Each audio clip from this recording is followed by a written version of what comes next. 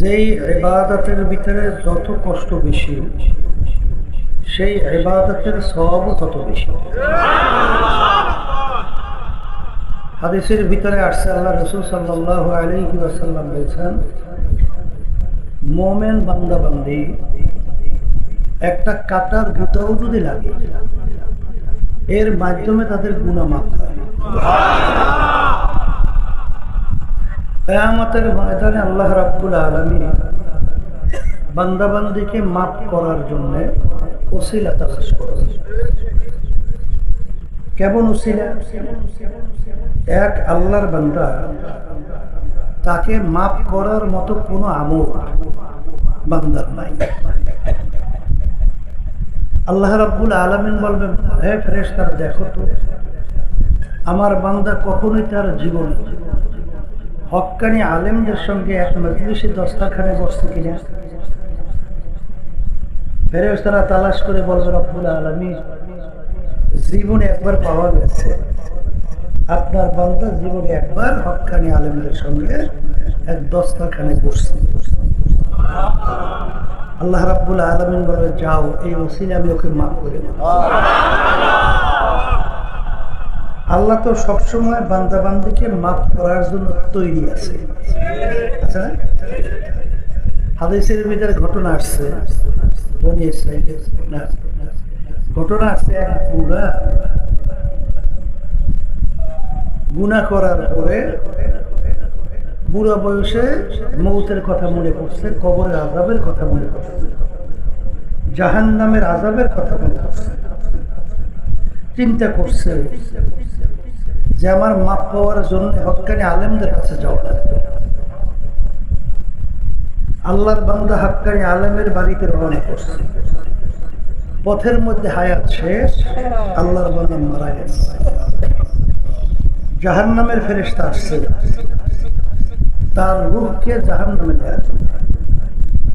বেহেশতের ফেরেশতাও আসছে তার রূহ বেহেশতে নেওয়ার জন্য। জাহান্নামের ফেরেশতা বলতেছে, বান্দা তো এখনো তওবা করতে পারে নাই, রূহ আমরা পাবো।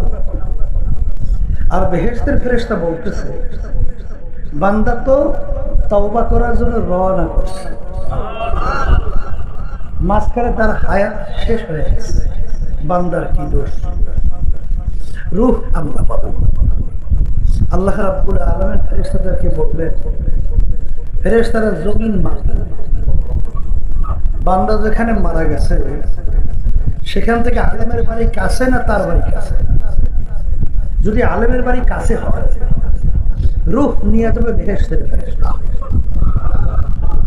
আর আলেমের বাড়ি যদি দূরে হয়, তার বাড়ি কাছে হয়, রূহ নিয়ে যাবে জাহান্নামের ফেরেশতা। বান্দা যেখানে মারা গেছে, ঘটনা তার থেকে তার বাড়ি ছিল কাছে, আর আলেমের বাড়ি দূরে। আল্লাহ রাব্বুল আলামিন জমিনকে হুকুম করলেন, হে জমিন, আমার বান্দার জন্য আলেমের বাড়ি কাছে হয়ে যাও, আর তার বাড়ি দূরে হয়ে যাও।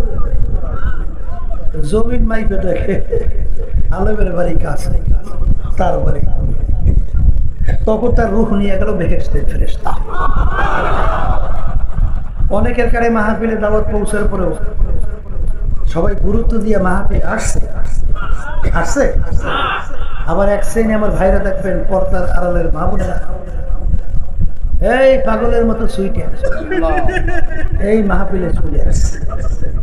মান জাদ্দা বচাবা, যে যে জিনিস পাওয়ার জন্য চেষ্টা করে ওই জিনিসে পাইয়া কথা ঠিক। আমার আব্বাজান দাদাজান চরমনের জমিনে ঘুমায় আছে।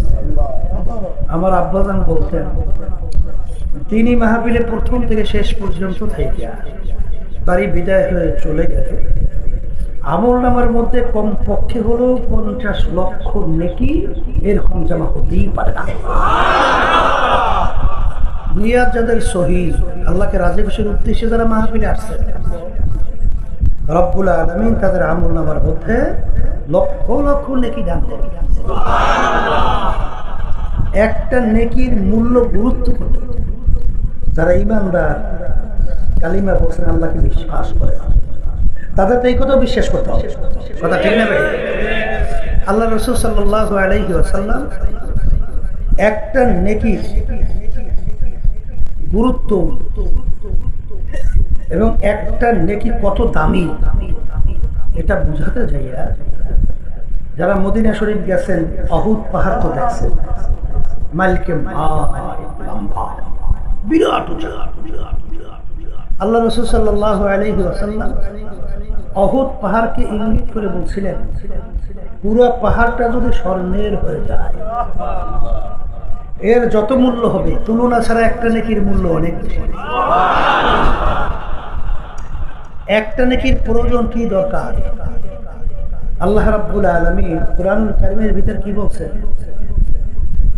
আমান ইয়ামাল মিসকালা যাররাতিন খায়রান ইয়ারা ওয়া মান ইয়ামাল মিসকালা যাররাতিন শাররান ইয়ারা। যাররা পরিমাণ তোমার নেকি থাকবে ফল তুমি ভোগ করতে পারবে। যাররা পরিমাণ যদি গুনাহও থাকে তার ফল তোমার ভোগ করা লাগবে। যাররা কাকে বলে? একটা কাপড় ধুইয়া নিগড়াইয়া রোদের ভিতরে ঝাড়া দিলে লক্ষ লক্ষ রেণু রেণু দেখা যায়, ওই এক একটা রেণুকে বলা হয় যাররা। এই পরিমাণ গুনাহ যদি কেউ থাকে আর নেকির অভাব আছে তাহলে জাহান্নামের হাতে পায়ে লাগতে পারে, কথা ঠিক না ঠিক? সারা কিয়ামতের ময়দানে ঘুরে একটা নেকি সংগ্রহ করা যাবে? সুযোগ আছে। কারণ কি? কিয়ামতের ময়দানের কঠিন অবস্থা আল্লাহ বুঝাতে যাই এক বলছেন, ইয়াউমা ইয়াফিরুল মারউ মিন আখিহি ওয়া উম্মিহি ওয়া আবিহি ওয়া সাহিবাতিহি ওয়া বানিহি লিকুল্লি ইমরিইন মিনহুম ইয়াউমা ইযিন শা'নুন ইউগনিহি।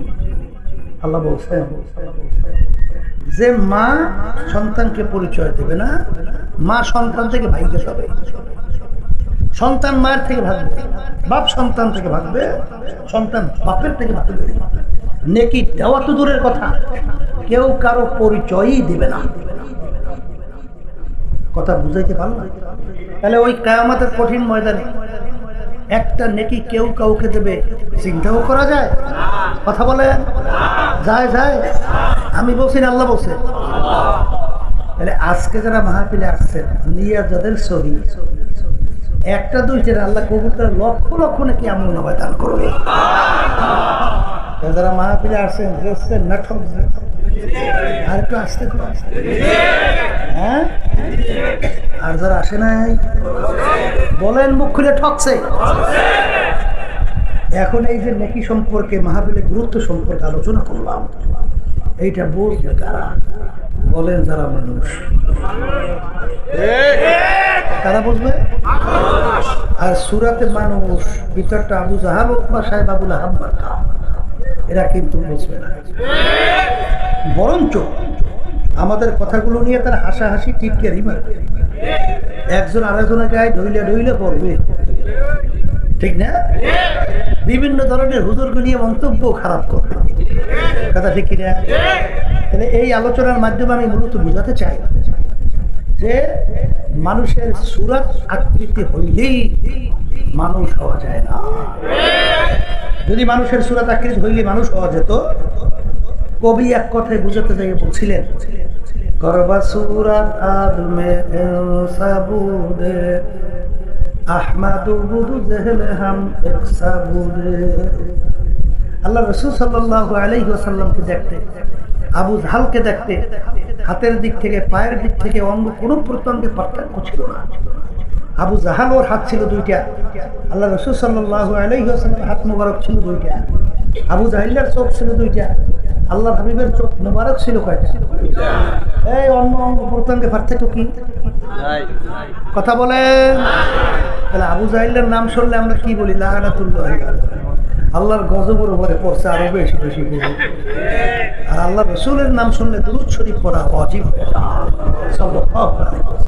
কথা ঠিক কিনা? দেখতে মানুষের সুরাত আকৃতি পার্থক্য নেই, কিন্তু আবু জাহিলের নাম শোনার পরে করছেন কি? গজব পড়ছে আরো। আর আল্লাহ রসুলের নাম শুনলে দুরূদ শরীফ পড়া ওয়াজিব। তাহলে বোঝা গেল মানুষের সুরাত আকৃতি হলে মানুষ হওয়া যায় না। তাহলে মানুষ কাকে বলে এইটা বোঝার জন্য, বুঝাবার জন্য মাহফিলের ব্যবস্থা। কথা ঠিক কিনা? আল্লাহ রাসূল সাল্লাল্লাহু আলাইহি ওয়াসাল্লাম বলেন, আলা ওয়া ইন্না ফিল জাসাদি মুদগা ইযা সালুহা সালুহাল জাসাদু কুল্লুহু ওয়া ইযা ফাসাদাত ফাসাদাল জাসাদু কুল্লুহু আলা ওয়া হিয়াল কলব। আল্লাহ রাসূল সাল্লাল্লাহু আলাইহি ওয়াসাল্লাম বলেন, প্রত্যেকটা মানুষের ভিতরে আল্লাহর দেওয়া কুদরতি একটা গোশতের টুকরা আছে। কথা হয় না? আল্লাহ রাসূল বলতেছেন, ওই গোশতের টুকরাটা ভালো হয়ে যায়, এক পর্যায়ে মানুষটা ফেরেশতার চেয়েও সম্মানিত হয়ে যায়। আর ওই গোশতের টুকরা খারাপ হতে হতে এক পর্যায়ে মানুষটা কুত্তা শিয়া শুয়োরের চেয়েও খারাপ হয়ে যায়। কিন্তু আমি বলিনি, আল্লাহ বলছেন। কি বলছেন? আল্লাহ কোরআন কারীমের এক আয়াতে কি বলছেন? ওয়ালাকাদ কাররামনা বানি আদম। যত মাখলুকাত আমি সৃষ্টি করছি এর ভিতরে সর্বশ্রেষ্ঠ সম্মানিত সৃষ্টি করছি তার নাম হলো মানুষ। কি? তাহলে আমরা সৃষ্টি সেরা, তাহলে ফেরেশতার চেয়েও সেরা আসতে পারে। কথা ঠিক? কিন্তু অন্য আয়াতে কিন্তু আল্লাহ বলছেন, উলাইকা কাল আনআম। এক শ্রেণীর মানুষ, যেই মানুষগুলো চতুষ্পয় জানোয়ারের মতো। কিসের মতো? চতুষ্পয়। এরপর আল্লাহ বলেন, বাল হুম আদল। এক শ্রেণীর মানুষ চতুষ্পয় জানোয়ারের চেয়েও খারাপ। কে বলছেন? অন্য আয়াতে আল্লাহ বলেন, শাররুল বারিয়া। এক শ্রেণীর মানুষ, আমার যত মাখলুকাত আছে তার ভিতরে সবচেয়ে নিকৃষ্ট মাখলুক, তার নাম হলো শূকর। এক শ্রেণীর মানুষ দুনিয়ার ভিতর বিচরণ করে, এই মানুষগুলো শূকরের চেয়েও খারাপ।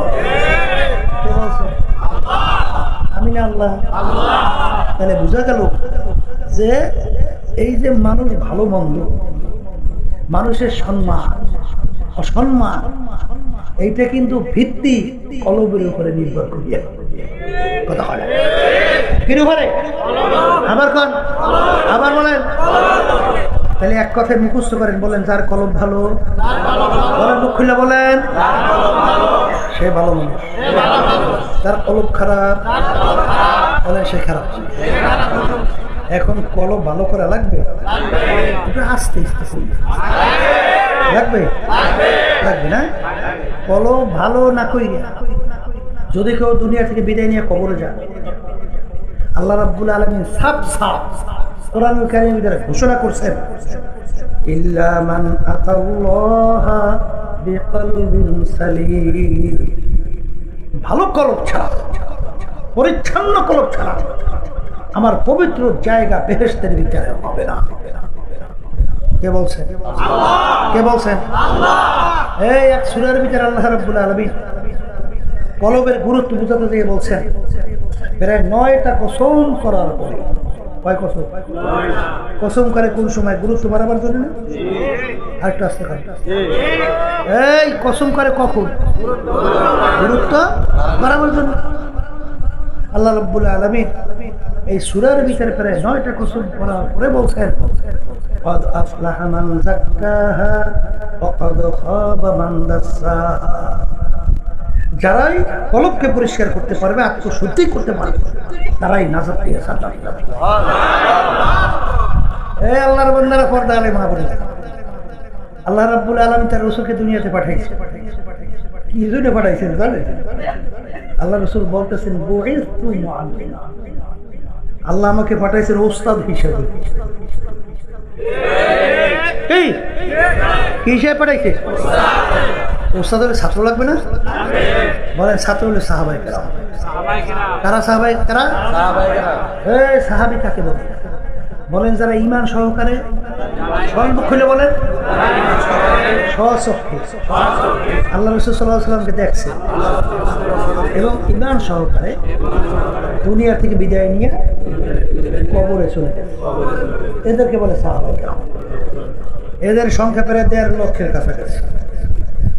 এদের সংখ্যা কত? 1.5 লক্ষের কাছাকাছি। আল্লাহ রাসূল সাল্লাল্লাহু আলাইহি ওয়াসাল্লাম দুনিয়াতে যাহা কিছু নিয়ে আসছে, আল্লাহ বলতেছেন যে আমি রাসূলকে যে দুনিয়াতে পাঠাইছি একটা কাজ করার জন্য। এই কাজগুলো কি? ইয়াতলু আলাইহিম আয়াতিহি ওয়া ইউযাক্কিহিম ওয়া ইউআল্লিমুহুমুল কিতাবা ওয়াল হিকমা। আমি আমার রাসূলকে দুনিয়াতে পাঠাইছি কেন? কতগুলো কাজের ভিতরে একটা হলো আমার রাসূল তার উম্মতদের আত্মশুদ্ধি করাইবে। সুবহানাল্লাহ, আলহামদুলিল্লাহ, মুখে বাইরে না কি করাইবে? আবার বলে আত্মশুদ্ধি করাইবে। কলবকে পরিষ্কার করাইবে। কথা ঠিক না বা ঠিক? এই কলব পরিষ্কার করার জন্য মুরব্বীর কাছে যাওয়া লাগবে। কার কাছে যাওয়া লাগবে? আর একটু আসতে কম বলে হুজুর তাকে মুরব্বা সেন মুরব্বার নাম শোনেন না? এই সুনা কুকুর পাইকে গেল, তারপর ঠুম ঠুম করে কাটে না, কাটে কাটে শোষা শোষা একেবারে পুরো পাইকে গেল, ঠুম ঠুম করে কাটে কাইটা। তারপর আপনার দেশে খেজুরের কাটা আছে, খেজুর কাটা, এই খেজুর কাটা নিয়ে তারপরে ঠুম ঠুমের ভিতরে কেসে দেখছেন, কেসে ওর ভিতরে সুকার রস এইটাই কেসে বার করে, ঠিক কিনা? এই সুকার রস আর তিতা বেরোয়ার পরে এইবার দুধের ভিতরে চিনি দিয়ে জাল দেয় না, আমরা কই আশা। এই আসাবার পরে এরপরে ঠুম ঠুম করে যে কাইটিয়া কেইসিয়া সুকার রস দিতে বাড়ি করছে, ওইগুলারে দিয়ে তারপর জাল দেয়। জাল দেওয়ার পর একটা সুস্বাদু খাদ্য তৈরি হয়, তার নাম হলো মুরব্বা। কথা ঠিক কইছি, ভুল কইছি? এখন যখন আর সুকার রস তিতা বাড়ি না করছে ওর মূল্য পেটে, আর যখন সুকার রস আর তিক্ত বাড়ি কইয়া মুরব্বা বানাইছে এখন মূল্য কত অনেক বাড়ছে না? তাহলে তোমার আমার কলবের ভিতরে সুকার তিতা রস আছে। তাহলে হুজুর রসটা কি? বলে তাকাব্বুরের তিক্ত সুকার রস, হিংসা, রিয়া, হুব্বে জাত, হুব্বে মাল, এই রাগ, অজব, কথা বুঝেন না? বুঝেন? এই তিক্ত এবং তিতা রসগুলো কলবের ভিতরে বোঝায়। এই তিক্ত রস বের করার জন্য মুরব্বীর সোহবাতে যাওয়া লাগবে। কারণ মুরব্বা হওয়ার জন্য মুরব্বীর শরম লাগে না? ওই কাটা দিয়ে গুটেইছে না, গুটেই মতেই বানাইছে কি মুরব্বা বানাইছে। তাহলে এর জন্য দেখবেন যে আল্লাহ ওলিদের ইতিহাস, আল্লামা রুমি রহমাতুল্লাহি আলাইহি নাম শুনছে? আল্লামা জালালউদ্দিন রুমি শোনেন নাই? বিশ্ববিখ্যাত ওই জামানার ভিতরে আলেম।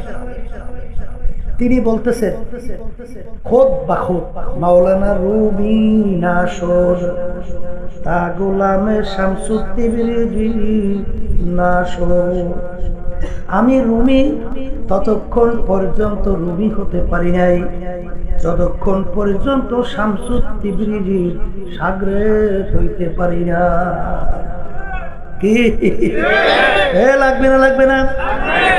বলকের বাদশা ইব্রাহিম বিন আদহাম রাহমাতুল্লাহ আলাইহি বাড়ির দরজায় রাস্তার প্রতিটি মুসাফির বাদশার সঙ্গে দেখা করবে, গেটের দারোয়ান ছাড়ে না, বলে বাদশার সঙ্গে ওই দেখা করবই। এক পর্যায়ে বাদশা ডাক দিয়ে বলে, গেটের ভিতরে কে? এত জয় ঝামেলা কিসের? ও বাদশা নামদার, কোথার থেকে এক পাগল মুসাফির আসছে, ও কোনো নিয়ম টিয়ম মানে না, আপনার সঙ্গে দেখা করবেই করবে। কি করো? পাগল যাইয়া বাদশাকে সালাম দেয়, আসসালামু আলাইকুম রাহমাতুল্লাহ। বাদশা উদয় ওয়ালাইকুম আসসালাম রাহমাতুল্লাহ। সালামের জবাব দেওয়ার পরে মুসাফির বলে, বাদশা রে, আপনার এই মুসাফির খানায় আমি একটু থাকতে চাই। বাদশারে মুসাফির বলতেছে তার রাজ সিংহাসনে স্থায়ী বাড়ি, সেই থেকে বলে এই মুসাফির খানা আমি একটু থাকতে চাই। বাদশার হুঁশ আছে? রাগ হয়ে গেছে না? মাথার রক্ত, এই রক্ত মাথায় উঠে, এ ব্যাক তুই তো আমার ইজ্জত নষ্ট, বলে হুজুর তো যাবে, তুই আমার রাশি আমার স্থায়ী বাড়ি, এইটাকে তুই মুসাফির কেন বানাই, তুমি আমার ইজ্জত রাখছো। মুসাফির ডাক দিয়ে বলে বাচ্চা ভুল হইলে মাপ চাই। স্থায়ী বাড়ি কাকে বলে, মুসাফির খানা কাকে বলে? বলো মুসাফির বাড়ির দরজায় ঘর দেখছো দেখছি, ওইটা হইল মুসাফির খানা। বলে হুজুর ওইটার পরিচয় কি? বলে পথিক রাস্তায় চলতেছে, সন্ধ্যা হয়ে গেল, অস্থায়ীভাবে রাত্রি যাপন করলো, আবার ভোরে উঠে তার গন্তব্যের দিকে চইলা যায়, অস্থায়ীভাবে আসে যায়, তাকে বলে মুসাফির খানা। তাকে বলে কি? ও বাদশা স্থায়ী বাড়ি কাকে বলে? বাদশা বলে যেখানে সব সময়ের জন্য মানুষ বসবাস করে। তখন মুসাফির ডাক দিয়া বলে বাদশা রে, আরে দুনিয়া সৃষ্টির পর থেকে আপনি মনে হয় এই বাড়িতেই আছেন। স্থায়ী বসবাস করে যেখানে স্থায়ী বাড়ি। যেই পৌঁছে বাসা ডাক দিয়ে বলে ওরে পাগল মুসাফির না, আমার আগে ছিল আমার আব্বা। বাদশা আপনার আব্বা কোথায়? বলে সে তো খবরে চলে গেছে। ও বাদশা আপনার আব্বা কি আসবে না? ওরে পাগল মুসাফির, একবার মানুষ দুনিয়ার থেকে বিদায় নিয়ে কবর গেলে আর কোনদিন আসে না। ও বাদশা আপনার আব্বা আগে চেয়েছিল। বলে আমার দাদা সে কোথায়? সেও তো কবরে। বলে সেও কি আসবে না? না, সেও কোনোদিন আসবে না। এ বাচ্চা আপনি মনে হয় চিরজীবন থাকবেন। বাচ্চা বলে পাগল মুসাফির, মানুষ মরণশীল, আমি এখন দুনিয়ার থেকে বিদায় নিয়ে আমিও কবরে রওনা করব। বলে আপনিও কি আর আসবেন না? না, আমিও কোনোদিন আসবেন না। তখন মুসাফির বলে বাচ্চা রে, আপনি আমাকে বলছেন বোকা, আসলে বড় বোকা তো আপনি। ও বাদশা আপনার বাড়ির দরজায় মুসাফির খানা, একবার মানুষ থাইকা চইলা গেলে আবার আসলে ইচ্ছা করলে থাকতে পারে, কিন্তু আপনার এই মুসাফির খানা থেকে একবার যদি কেউ বের হয়ে যায় আর কোনদিন আসে না। মুসাফির হাম এহা সব হ্যায়, কবর আখের ঠিকানা, कोई आगे रवाना है कोई पीछे रवाना। বলার সঙ্গে সঙ্গে বাদশার চিন্তার পরিবর্তন ঘটে গেল। আমি এই বাদশাহী দিয়া কি করব? আমি এই শান শৌকত দিয়া কি করব? এ তো দেখতে না দেখতে শেষ হইয়া যায়, আর আখিরাতের জিন্দেগি শুরু হবে আর কোনদিন শেষ না। এই চিন্তা কইরা বাদশা স্থায়ী বাড়ি তালাশ করার জন্য বের হইল। বের হইয়া এখন মুরব্বী লাগবে। কি লাগবে?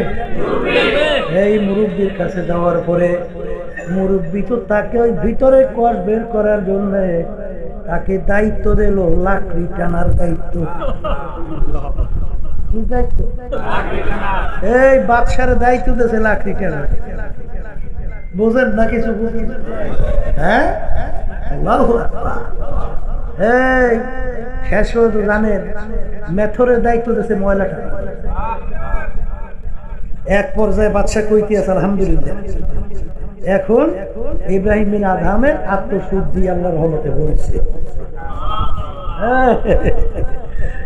ময়লার হাড়ি নিয়ে যাইতেছে, একজনকে শিখে দিচ্ছে যে এমন ভাবে ধাক্কা দিবি ময়লার হাড়ি পড়িয়ে যেন ভাঙিয়ে যায়।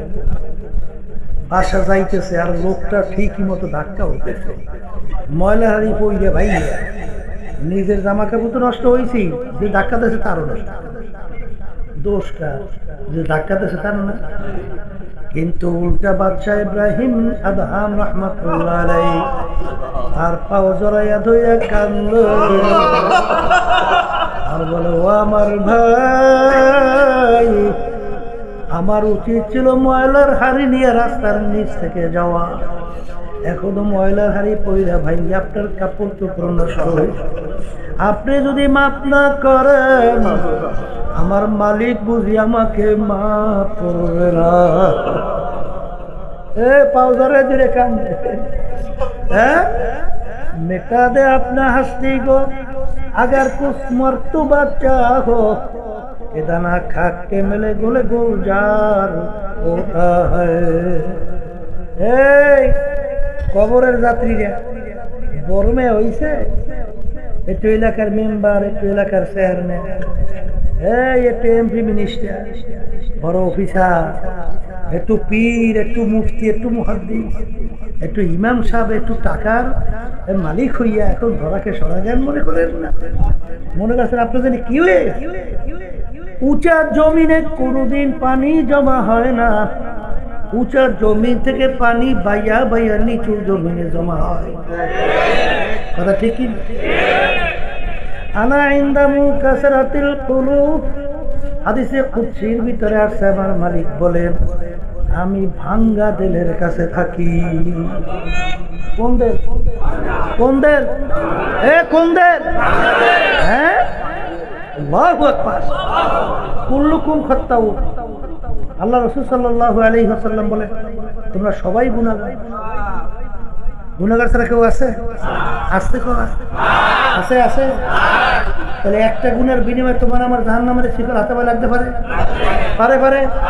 হ্যাঁ, এই হাদিসের ঘটনা বনি ইসরাঈলের ভিতরে এক আল্লাহর বান্দা প্রায় 1000 বছর আল্লাহর ইবাদত করছে। কত বছর? দিনে রোজা রাইখে রাইখে আল্লাহ ডাকছে, রাত্রে দাঁড়াই তাহাজ্জুদের ভিতরে আল্লাহকে ডাকছে। এরকম 1000 বছর ইবাদতের পর একটু মনের ভিতরে আসে না যে বিনিময়ে জান্নাতে যাইতে পারবে? কথা হয় না, এটা আসে না? দিলের ভিতরে এই ঘটনা, এই বিনিময়ে জান্নাতে যাইতে পারবে। হাদিসের ঘটনা কিয়ামতের ময়দানে আল্লাহ রাব্বুল আলামিন যেখানে জাহান্নামের আগুন জ্বালাইবে, সেই আগুনের যে ধাপ লাগবে আল্লাহর বান্দাকে সেই আগুনের ধাপের কাছে দাঁড় করতে বলবে ফেরেশতাদের। আগুনের ধাপ তখন তার শরীরের ভিতরে ঠুকতে ঠুকতে কলিজা শুকাইয়া যখন পানির জন্য চিৎকার মারবে পানি পানি, তখন আল্লাহ রাব্বুল আলামিন বলে ফেরেশতা পানি নিয়ে বান্দার কাছে যাও। বান্দা যখন পানি চাবে, এক গ্লাস পানির বিনিময়ে যত ইবাদত করছে সব সওয়াব যদি তোমাকে দিতে পারে, এর বিনিময়ে এক গ্লাস পানি পান করাইও। এই যখন বেশি পানির পিপাসা লাগে, রমজান মাসে গরমের দিন, ওদিকে কাজও করছে, খেত কাম কি সন্ধ্যার আগে আগে কলিজা শুকাইয়া পানির জন্য অস্থির হয়ে যায় না? মনে হয় যেন এক পুষ্টির পানি খাইলেও মনে হয় 30 মিনিট না। কি কথা ঠিক কিনা? এখন এই বান্দার তো পানির পিপাসায় রুহুটা বের হয়, ওদিকে ফেরেশতা পানি উঠিয়ে ভাই আমাকে এক গ্লাস পানি পান। হে আল্লাহর বান্দা বিনামূল্যে পানি দেই, মূল্য পাবো কোথায়? 1000 বছরে ইবাদত করছো, সব যদি আমাকে দিতে পারো বিনিময়ে এক গ্লাস পানি, বলে ভাই সব তোমার দিয়ে দিলাম, রুহুটা বের এক গ্লাস পানি দাও। বান্দা এক গ্লাস পানি, বান্দা দাঁড়াও, এক গ্লাস পানির বিনিময় 1000 বছরের ইবাদত দিয়া দিলাম তোমাকে। দুনিয়ার ভিতরে হাজার হাজার লক্ষ লক্ষ গ্লাস আমি পানি পান করাইলাম, এর বিনিময় আমাকে কি দিবা? বিনিময় দিয়া সামনে পাবারা। বান্দা সেজদায় পড়ে কাঁদবে আর বলবে মালিক তোমার রহমত ছাড়া বেহেশতে যাওয়ার কোনো কায়দা নেই। মালিক দয়া করে মাফ করো, তোমার রহমতের কুদরতি কোলে টাইনা জায়গা দাও। তখন আমার মালিক বান্দাকে মাফ কইরা বেহেশতের ঘোষণা দিবে। কি কইছে আল্লাহর বান্দারা? তাইলে দিলটা নিজের গুনার কথা মনে কইরা যে যত ভাঙতে পারবে, যে নিজেকে নিজে অপরাধী মনে করতে পারবে, এই আল্লাহর রহমত গড়াইয়া গড়াইয়া তার প্রতি জমা হবে। কথা ঠিক না?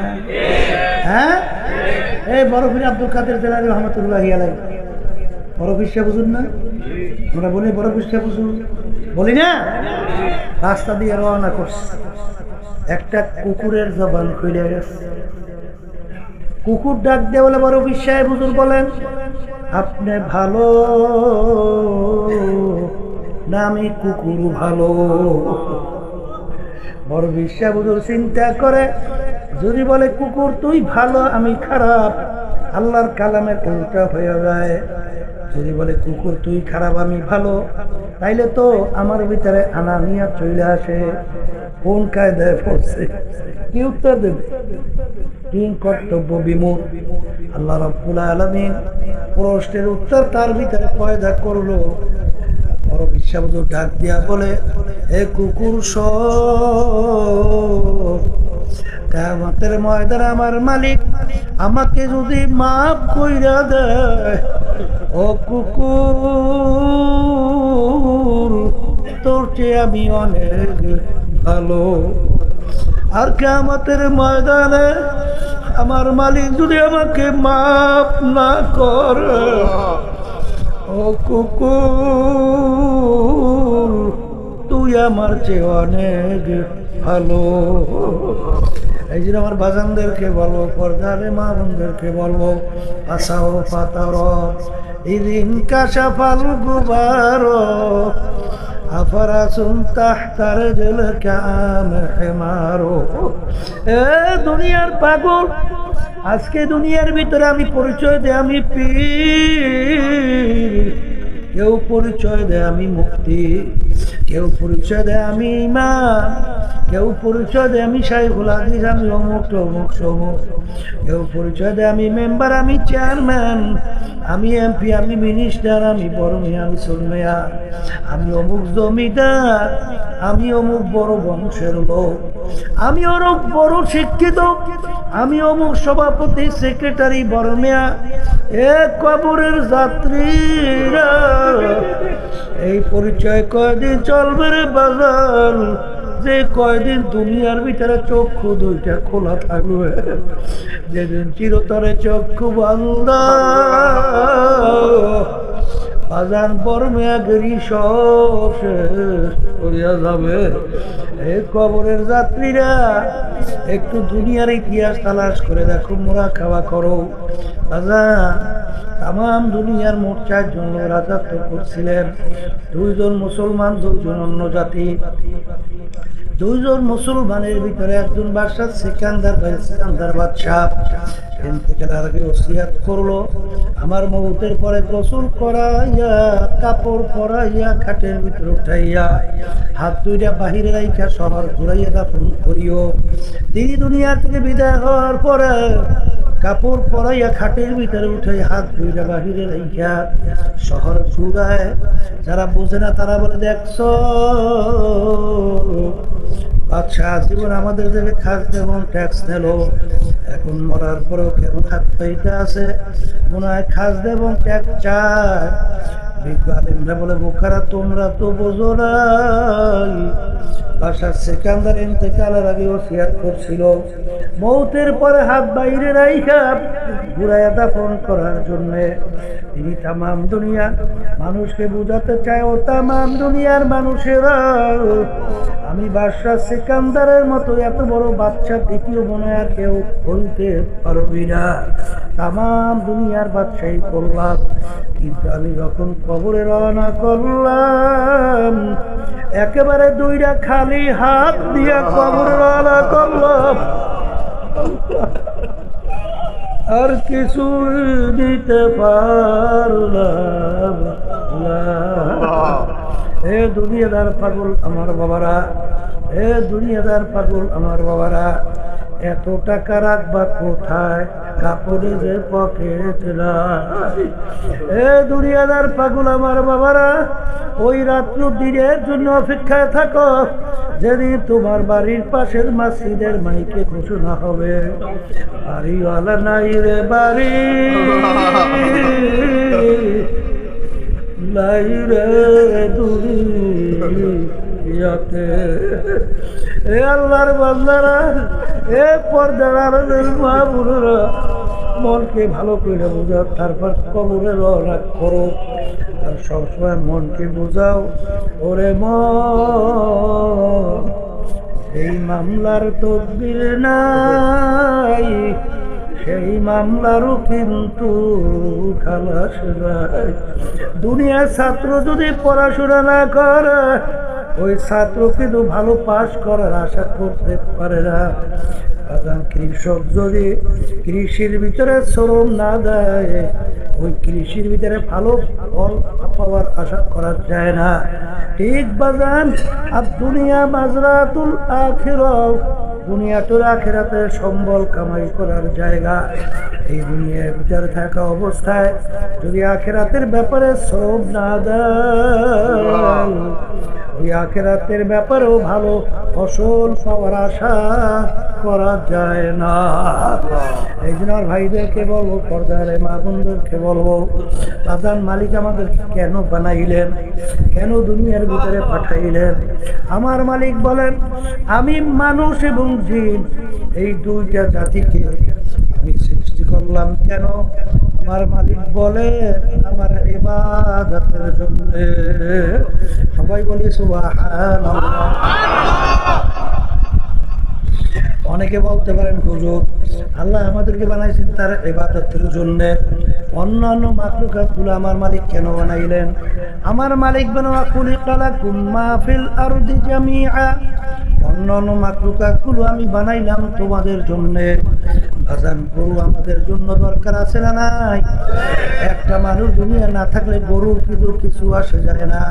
সূর্য আমাদের দরকার আছে না নাই? একটা মানুষ দুনিয়া না থাকলে সূর্যের কিন্তু কিছু আসে যায় না।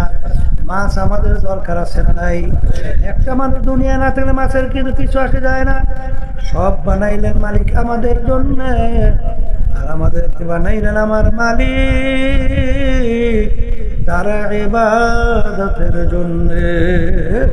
বাজান, ইবাদত কাকে বলে এটা বুঝাবার জন্য মাহফিল, আর বুঝবার জন্য মাহফিল। ইবাদত একটা আরবি শব্দ, উর্দুতে বলে গোলামি, বাংলা অর্থ হলো মালিকের হুকুম অনুযায়ী চলা। বাজান, নামাজ পড়া যেরকম নাকি ইবাদত, নামাজ না পড়াও কিন্তু ইবাদত। রোজা রাখা যেরকম নাকি ইবাদত, রোজা না রাখাও কিন্তু ইবাদত। অনেকে বলতে পারেন, হুজুর নামাজ পড়লে ইবাদত হবে, নামাজ না পড়লে ইবাদত কিভাবে হয়? বাজার, সূর্য উঠতেছে ওই সময় নামাজ পড়লে সব না গুনাহ? মাথার উপরে সূর্য চলে আসছে, নামাজ পড়ছেন সব না গুনাহ? সূর্য ডুবতেছে, নামাজ পড়ছেন সব না গুনাহ? এক কথায় কারণ কি? ওই নামাজটা মালিকের হুকুম অনুযায়ী হয় নাই, এই জন্য ইবাদত হয় নাই। বাজার, রমজান মাসে রোজা রাখছেন ইবাদত, ঈদের দিন যদি কেউ রোজা রাখে সব না গুনাহ? তাহলে এক কথায় যেই কাজটা মালিকের হুকুম অনুযায়ী হবে ইবাদতের ভিতরে গণ্য হবে। আর আমাদের মালিক বানাইছেন আমাদেরকে তারা ইবাদতের জন্য। এ কবরের যাত্রীরা, কবরে কিন্তু কোনো দলাদলি নাই, কোনো বংশের পরিচয় নাই। কেউ যদি যাই কবরে পরিচয় দাও আমি চরমোনাই মুরিদ, এই পরিচয় কিন্তু কোনো কাজ হবে না।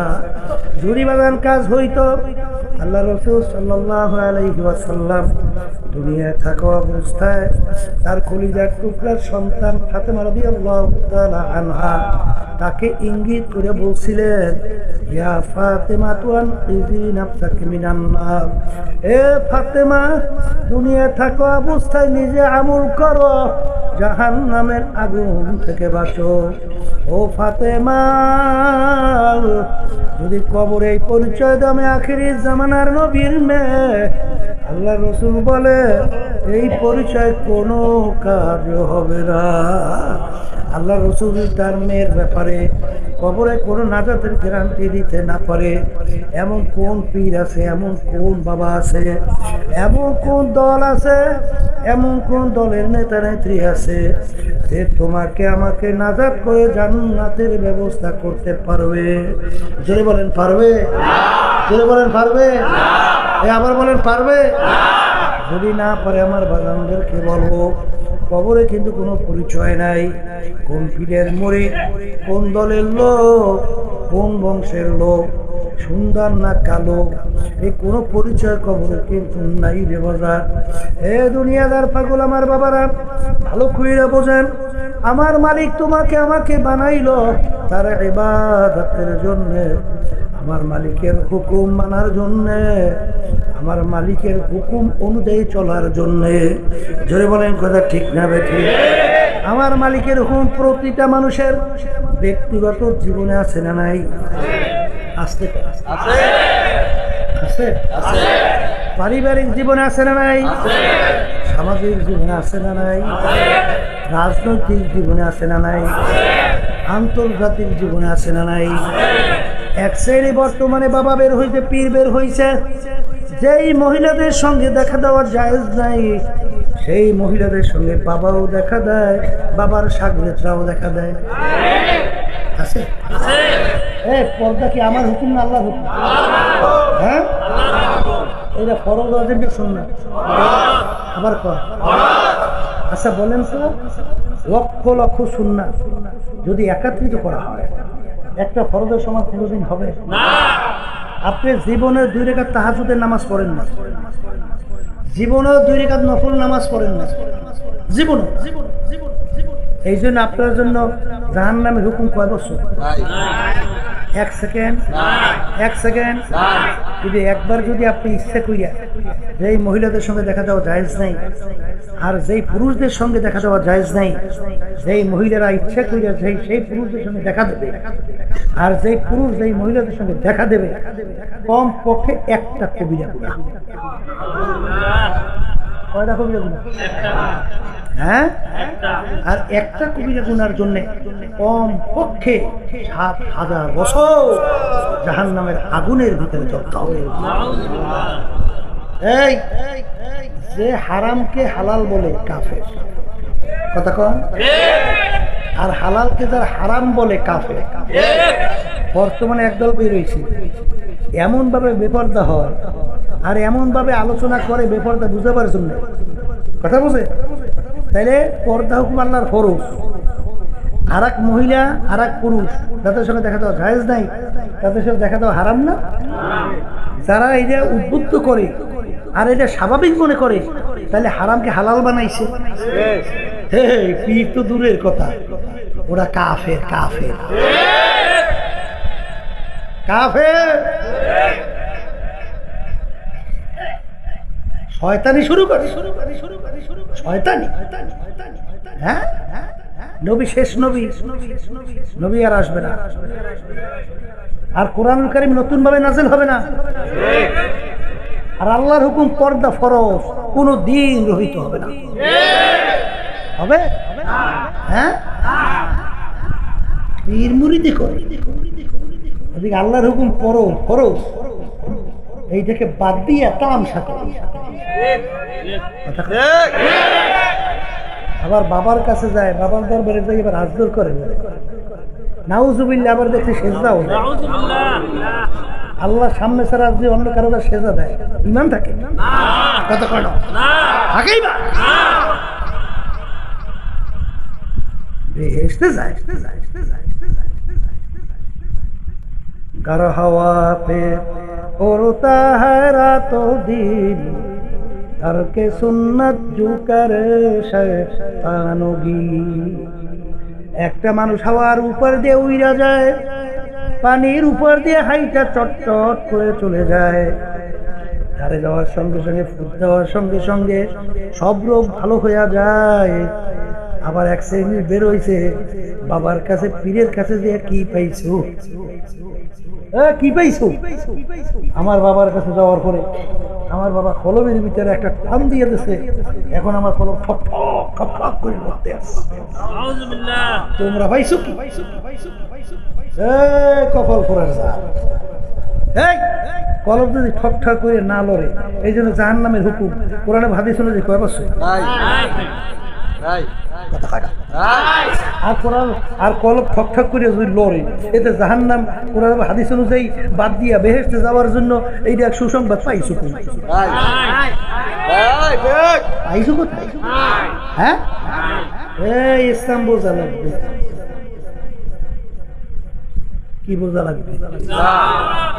আর সবসময় হাদিস মনে রাখো, আল্লাহ রাসূল সাল্লাল্লাহু আলাইহি ওয়াসাল্লাম বলে গেছেন, আমার উম্মতের ভিতরে ৭৩টা দল হবে। কয়টা দল? এরা কিন্তু হিন্দু, খ্রিস্টান, ইহুদি, বৌদ্ধ, অন্যান্য ধর্ম অবলম্বী সব মিললে কিন্তু ৭৩ দল। যারা আল্লাহ রসুলকে নবী মানে, যারা আল্লাহর উপরে ঈমান আনছে, এদের ভিতরে ৭৩ দল হবে। এবং আল্লাহ রাসূল সাল্লাল্লাহু আলাইহি ওয়াসাল্লাম পরিষ্কার বলছেন, এই ৭৩ দলের ভিতরে ৭২টা দল ধ্বংস হইয়া জাহান্নামে চলে যাবে। কয়টা দল জাহান্নামে? কয় দল? দল হইবে কয়টা? অর্থাৎ ৭৩ জন লোকের ভিতরে একজন লোক শুধু জান্নাতি আর ৭২ জন লোক জাহান্নামী। সাহাবায়ে কেরাম প্রশ্ন করলেন, হে আল্লাহ রাসূল, আপনার উম্মতের ভিতরে ৭২ দল, ৭৩ দল, ৭২ দল ধ্বংসপ্রাপ্ত জাহান্নামী, এক দল বেহেশতি, কোন দল বেহেশতে? পরিচয়। তখন আল্লাহ রাসূল পরিষ্কার বলতেছেন, মা আনা আলাইহি ওয়া আসহাবি, আমি এবং আমার সাহাবায়ে কেরাম। বলেন, মুখ খুললে বলেন। যেই পথ, যেই মত, যেই নীতি, যেই আদর্শ, যেই সূরা, যেই সিরা, যেই আকীদার মধ্যে আছে, কিয়ামত পর্যন্ত যারাই এই নিয়মে থাকবে তারাই নাজাত পেয়ে জান্নাত। কথা বুঝেন? বুঝেন নাই কথা? এক সাইডে মনে করে, কি মনে করে জানেন? বাবাই নাজাত করে জান্নাতে নিয়ে গেল। বাবার খবর আছে, হ্যাঁ, বাবার খবর আছে। আবার এক সাইডে কত বড় ব্যাপারই তোরে মুরিদ করছি, সাগরেদ বানি ভেস্তি যদি না আনতে পারি, মুরিদ কি সে সাগরে? নাউজুবিল্লাহ নাউজুবিল্লাহ কর না। হ্যাঁ, যদি পার তুই আবু তালেবের নাম শুনছেন? শুনছেন না? শুনছেন? আল্লাহর হাবিবের একটা সবচেয়ে কাছের সাথে আল্লাহ রসুলকে সবচেয়ে বেশি সহযোগিতা করা, ঢালের মতো প্রহরা দিয়া আল্লাহ রসুলের লালন পালন করছে। আল্লাহর হাবিবকে এত সহযোগিতা করেন না, দ্বিতীয় আর কেউ ছিল এত বেশি সহযোগিতা করতে। তার নাম হলো আবু তালেব। যদি কেউ বেহেশতি কাউকে নিতে পারে, তাহলে তো প্রথম ছুটি আল্লাহ রসুল আবু তালেব বেহেশতি নিতে পারতো। আর একটু আসতে কর, হ্যাঁ, তাহলে আবু তালেব কি বেহেশতে যাবে?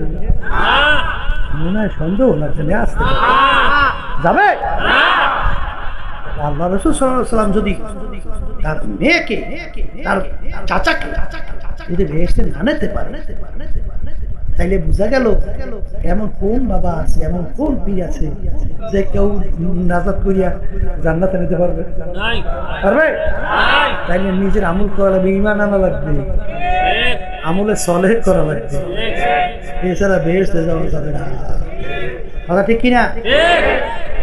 এক শ্রেণী আমার বাজার না বের হয়েছে বাংলাদেশের ভিতরে, এত ওলামায়ে কেরাম বয়ান শোনার পরেও দল করে তো করে। দলের নেতা নেত্রী ইসলামের বিরুদ্ধে সিদ্ধান্ত দিল না ইসলামের বিরুদ্ধে অবস্থান তৈরি করলো, জুলুম করলো না মিথ্যা বললো না মিথ্যাবাদী করলো, কি কি করলো খবর নাই, দল করে তো করে।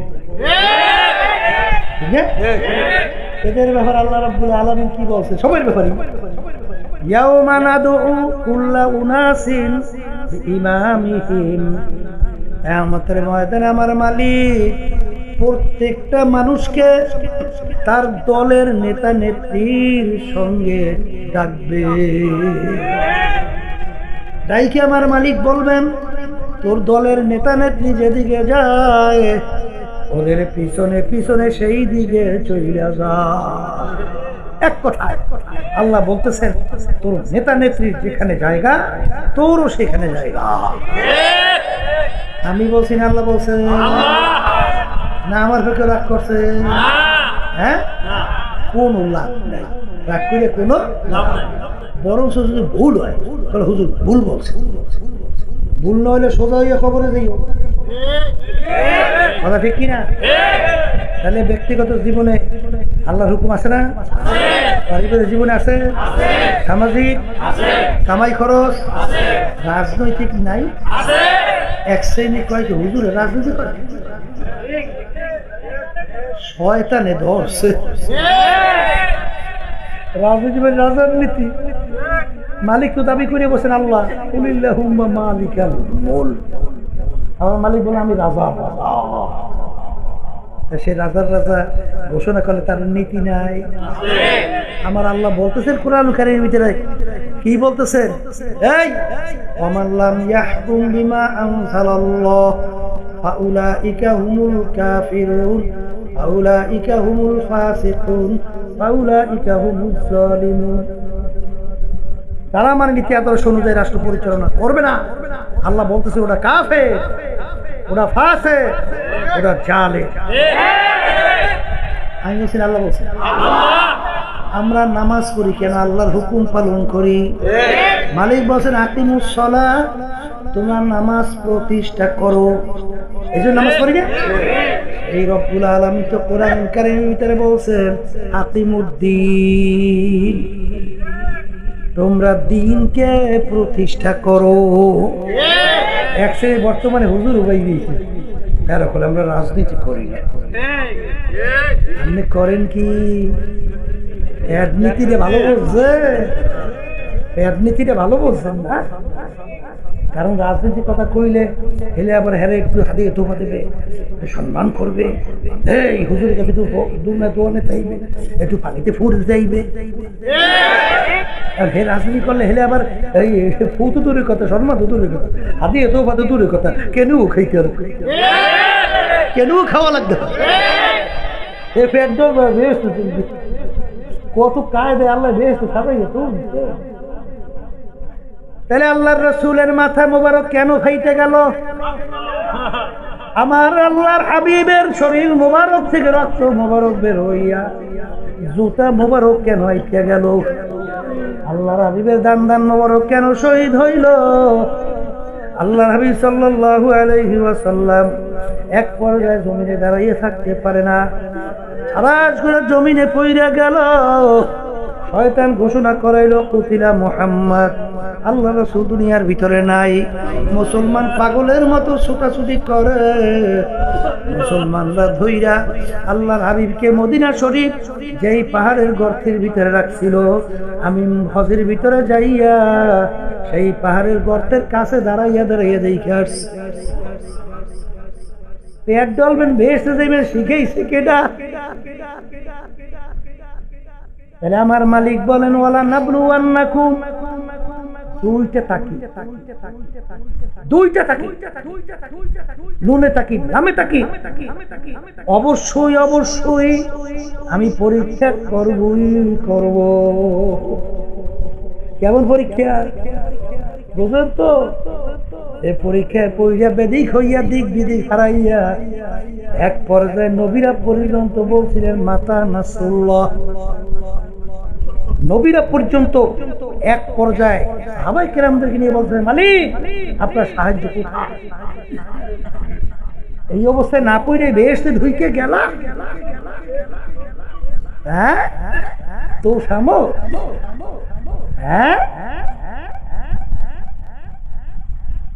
এই জন্য আমার বাজানদেরকে বলবো, পর্দালে মা বোনদেরকে বলবো, হে আল্লাহর বান্দারা, পর্দালে মা বোনেরা, রাজনীতি হলো রাজার নীতি।